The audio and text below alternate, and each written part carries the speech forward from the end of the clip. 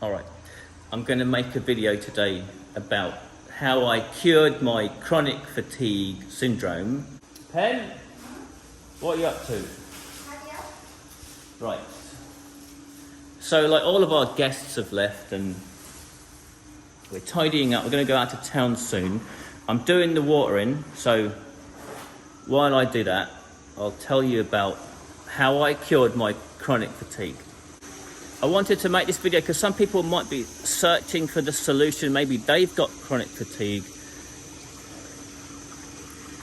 It's driving them crazy. Maybe this video will come up and maybe it can help someone. So I don't want to make someone watch a long video to get to the answer. The answer is I took anti-parasite medication and it cured it. So chronic fatigue or whatever it was for 3 years. Eventually, I tried 100 things, nothing's working. I tried anti-parasite medication. Come in, Gorgie. Come on. And almost immediately, my chronic fatigue went away. So that's the short version. And now I'll tell the long version, which will be a bit ranting a little bit about the NHS, our health service in England. Later on, I'm going to go to town. I'm going to go to the doctor. So I thought I could incorporate all this into a vlog. So I'm in Thailand. Me and my wife came over here, I don't know, about 4 years ago. And probably about 6 months after I arrived in Thailand, I started noting that I was tired all the time and I never seemed to be recovering. No matter what I did, resting didn't help. I'd wake up in the morning tired and I'd be tired the whole day until I went to sleep. And it was a bit of a nightmare,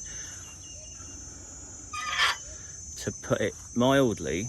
So anyone that's suffering from that or any long-term health condition, I wanted to make this video as a bit of encouragement to people to not give up. Don't listen to your doctor because maybe they don't know what they're talking about. You have to find the solution and you have to not give up. So over the 3 years of tiredness, I went to lots of doctors here in Thailand and in England. Lots of tests were done and everything came back negative. I was trying all kinds of things like cutting out wheat or dairy, adding various supplements, and I had my testosterone checked, I had sleep tests done. Is it sleep apnea? On and on and on it went. When I left Thailand, after finishing building the house, I went back to England. I went to the doctor, and because of the tiredness, I had like a brain fog thing going on, so it was quite hard for me to remember everything. And I was worried I'll go to the doctor and I'll forget to mention something. So I made like a list of potential possibilities about what I thought it might be. I had 6 things on my list. One was like, is it the stress from building the house? Could it be sleep apnea? And one of the things I had on my list was, could it be a parasite? Because I've been in Thailand for 18 months. That's not unheard of, is it? Anyway, I did go through my 6 points. And when I got to the point about I've been in Thailand, could it be a parasite? The doctor's reaction was immediately no.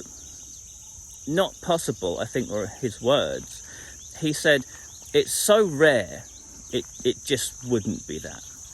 And I was like, well, okay, fine, let's move on. And we did move on to, I think, like testing for sleep apnea and things like that. Just doing the watering down here. Got some dead trees, got to sort them out. So for the next year and a half, I'm testing all kinds of things and back and forth with the doctor, and they've got me on antidepressants. They're telling me, maybe you've got depression. I'm telling them, I don't feel depressed. I actually feel quite happy and positive and excited for the future. I'm just really tired all the time. But anyway, when you're in that situation, you'll try anything out of desperation. So I went on the pills and whatever. I think I was on them 6 months or a year or something like that. I can't remember. And they were referring me to a chronic fatigue clinic, all this stuff. So, anyway, next time, like a year or so later, I'm back in Thailand and it's cheaper over here. So you start thinking again, well, I should go to the doctor over here again, get some tests done, see what I can do. Because when you're in this situation, it's like you either give up or you keep looking. And it is difficult when you're tired all the time and you've got brain fog to like keep fighting it. But it's a bit of a long story, but despite what the doctor was saying in England, I hadn't given up on the idea that it could be a parasite. If you Google it, like, apparently like something like 1 in 3 people worldwide have a parasite. Like, it's not rare, it's really common. Why the doctor said that, I don't know. So up at the hospital here, I think we got like a Bangkok hospital branch in Suratani. I was trying to organise a stool test to just see if there's anything in my toilet that could point to a possible parasite and possible cause. We had some trouble figuring that out. So one day we were in town here and I just went to the chemist and I just went in because actually, I'll tell you what, a few years ago, I'd seen a YouTube video. I think it was No Time to Be Sad, maybe.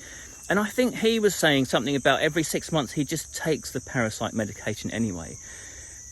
Just in case, because over here it's a bit more dodgy and you just never know. And apparently this is like the recommendation of the pharmacist in town as well. So if this is the first time you've ever seen this information, go and talk to your pharmacist in Thailand and they'll tell you Thai people should be taking it once a year. Foreigners should probably be taking it twice a year or something, just in case. And so anyway, I get these like anti-parasite medications. The next week or so was hell. I was like constipated for like 5 days. I couldn't eat. I was almost had to go to the hospital to get a drip because I couldn't keep anything down.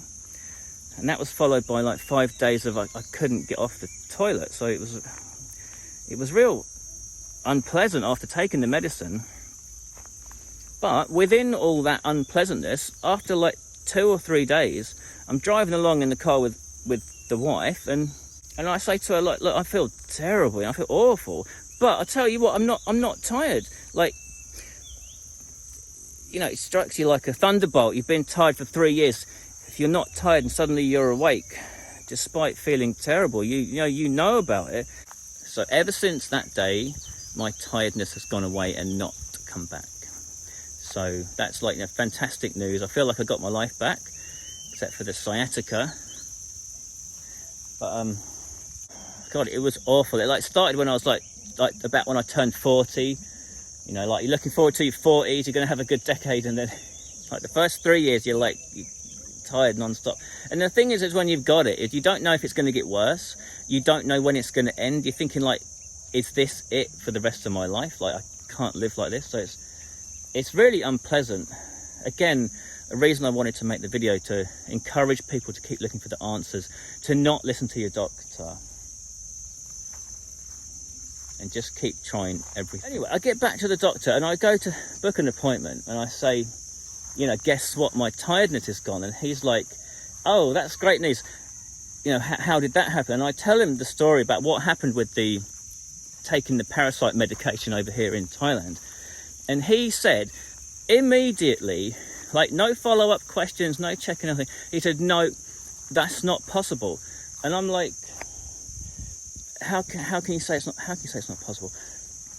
He said, no, the timeline you told me doesn't make any sense. You wouldn't have felt better within just a couple of days. And I'm like, well, here I am, my tiredness is gone. Anyway,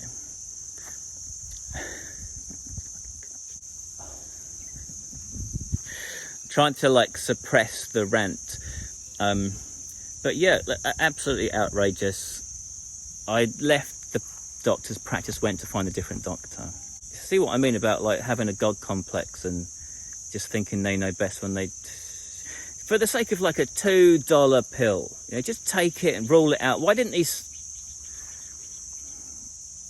Trying to suppress the rent. Anyway, so that's why I'm saying don't listen to your doctor, because and he said no, that's not possible. I want to keep treating you as if you've got chronic fatigue syndrome. I want you to stay on the chronic fatigue pathway.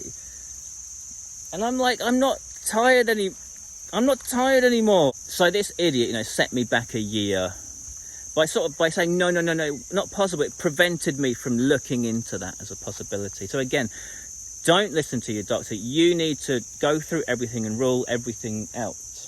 I want to keep treating you for chronic fatigue syndrome. I'm not fatigued, you. So look, I've got to go around, when I do the water, I go around and check the sprinklers, because there's always like weeds growing up. See, that one's stuck because it's got a bit of grass looped through the spinny thing. I'm sure that there must be good doctors out there. My opinion is, though, when you've got doctors, and it seems to be, to me, it seems to be like all of them, is it not all of them are like this? In England, I mean, you know, you can hear it from the tone of their voice and their attitude when they talk to you, is that they just think that they know best, and they're never really listening to your opinion about anything. And in that situation, how would it be possible to give good health care? I've thought to myself that if a doctor doesn't believe what a person is saying, then it's impossible for any good to come from that relationship. So I'm going to go to one of the doctors in the town today, over here in Thailand.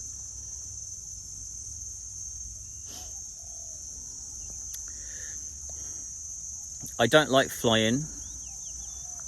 Makes me nervous. I don't like being up in the plane.